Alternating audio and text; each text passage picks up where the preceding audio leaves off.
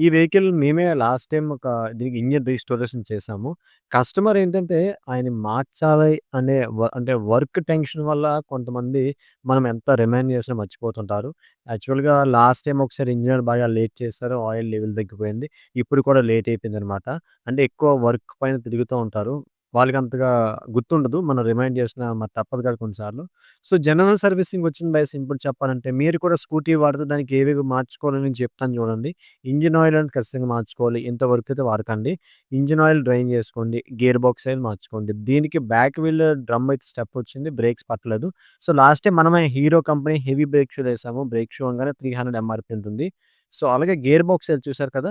ఎప్పుడో వేద్దాం అనుకున్న గేర్ బాక్స్ ఆయిల్ కూడా బాగా వాటర్ వెళ్ళడం వల్ల పాడైపోయింది. సో, గేర్ బాక్స్ ఆయిల్ కూడా మార్చుకోండి. Engine oil, gear box oil, air filter cleaning అయితే ఈ వెహికల్‌కి ఏసాను. అదనంగా బ్రేక్ షూస్, డ్రమ్ స్టెప్పర్ వచ్చింది. అవి కూడా చేయడం జరిగిందనమాట. అట్లనే ఫ్రంట్ బ్రేక్ కాంబీ సెటప్ అట్లా కొన్ని కొన్ని చేసాము. చూసారు కదా! ఆఫ్టర్ చూసారు కదా! డ్రమ్ స్టెప్ వచ్చిన తర్వాత చూడండి హీరో బ్రేక్ షూస్, పాత బ్రేక్ షూస్ ఇవి అక్కడ అయితే ఫిక్స్ చేసుకోవాలి. డ్రమ్ బ్రేక్ షూస్ అవిని. నేను త్వరలోనే కొత్త ఛానెల్ లాంచ్ చేయబోతున్నా. మీ కంప్లీట్ డీటెయిల్ వీడియోస్ కోసం అవి చూడండి. సో, అట్లనే గేర్ ఆయిల్ అయితే బండి పడుకోబెట్టి ఫస్ట్ గేర్ ఆయిల్ వేసిస్తున్నా. ఆ గేర్ ఆయిల్ వేసిన తర్వాత ఇంజిన్ ఆయిల్ అయితే వేస్తున్నా.